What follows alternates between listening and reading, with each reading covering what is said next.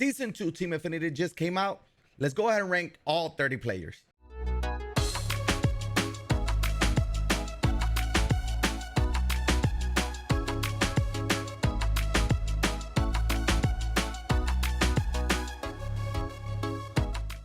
Yo, YouTube, what is going on? YeYo here, bringing you another MLB The Show 21 video, and we're going to be ranking every single player from the Season 2 Team Affinities. Now, there's a lot of good players. There's some that are not so great. We are going to start at 30 and work our way down.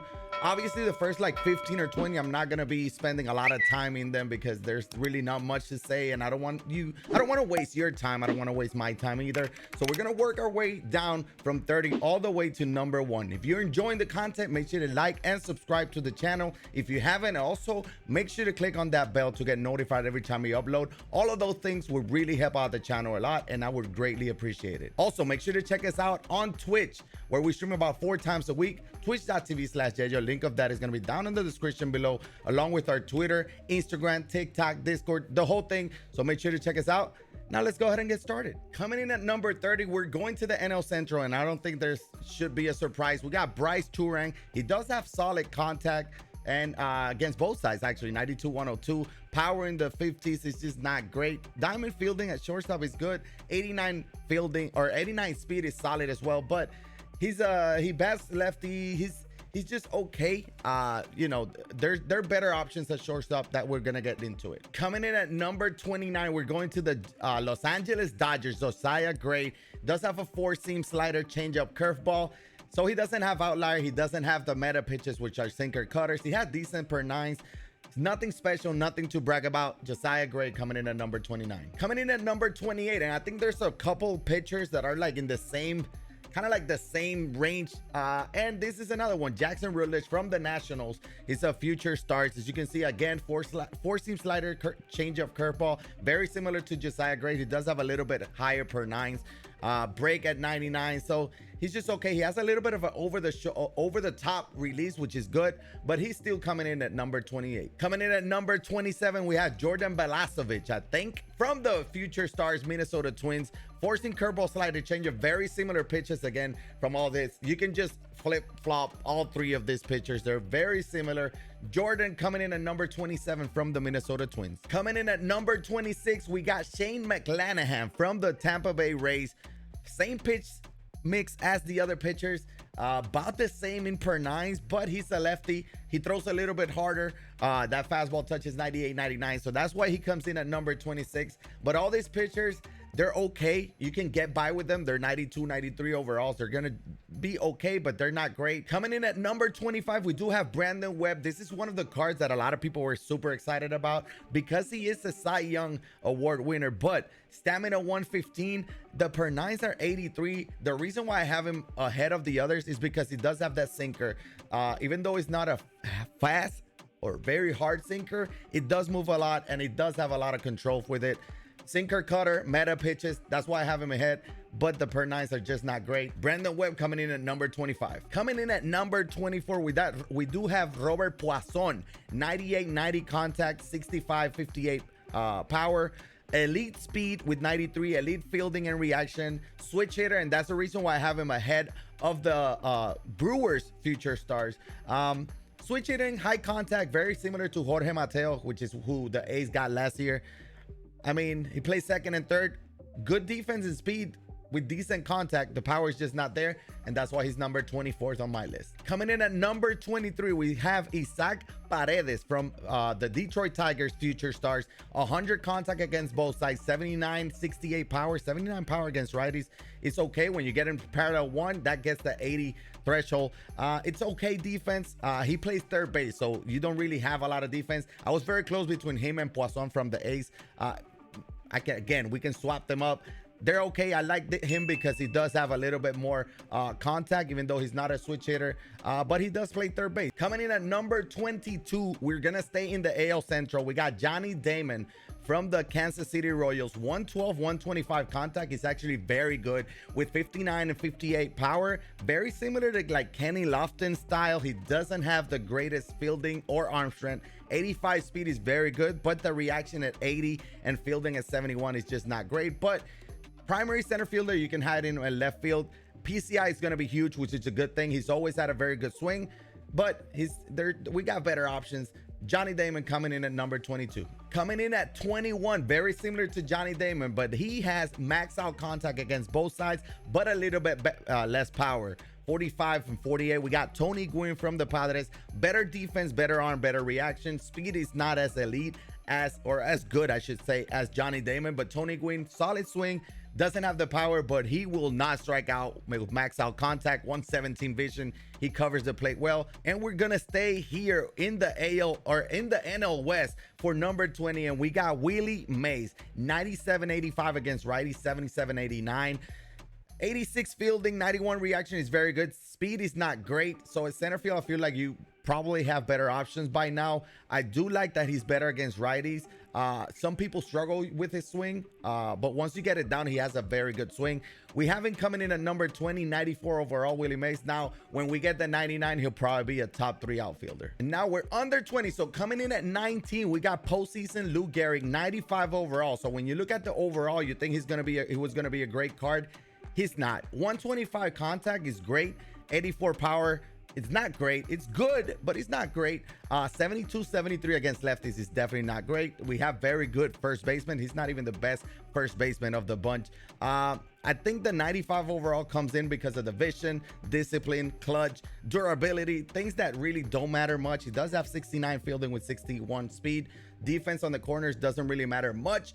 He does have a good swing, but you got to have better attributes against lefties. So Lou Gehrig coming in at number 19. For number 18, we're going to stay in the AL East.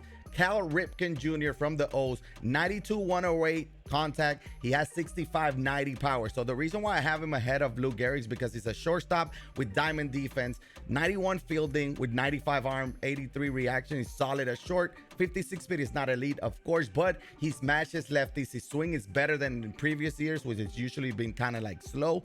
Cal Ripken, 94 overall All-Star. Number 18. Coming in at number 17, we have Edgar Martinez from the Seattle Mariners, Silver Slugger card. So we knew Silver Slugger was going to have very good offensive numbers because the defense is not there, not for Edgar ever. So 121, 90 contact, and then power 96, 69. That's 69 power against lefties. If that would have been 80, he would be probably a top 10 card.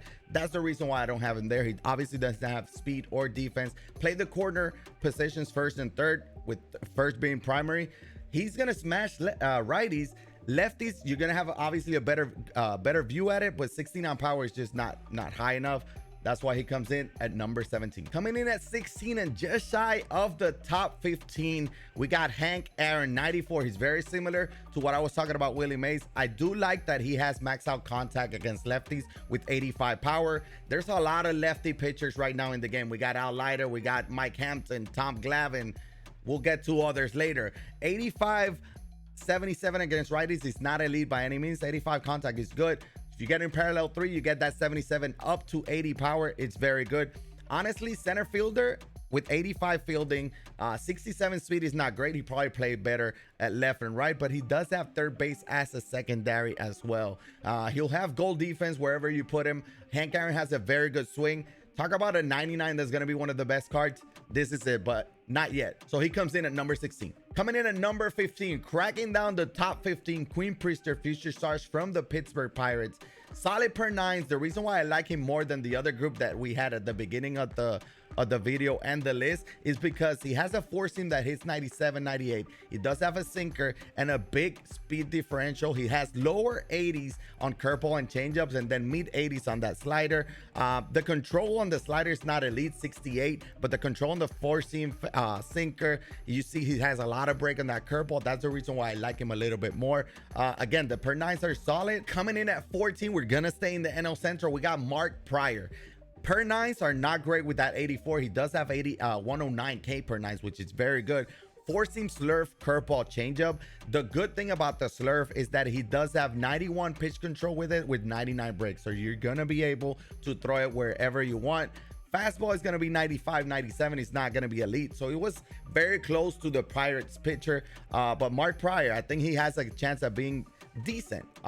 You know, he may be, if you have him closer to the other group of players with the Dodgers pitchers, yeah, I can see that. But I think that slurve with having that break, you're going to be able to throw it wherever you want. It gives him a little bit of an advantage, but still top 14. Coming in at 13, we got Johnny Bench staying in the NL Central. 85 contact, 68 power against righties, 91 119. So he's going to destroy lefties.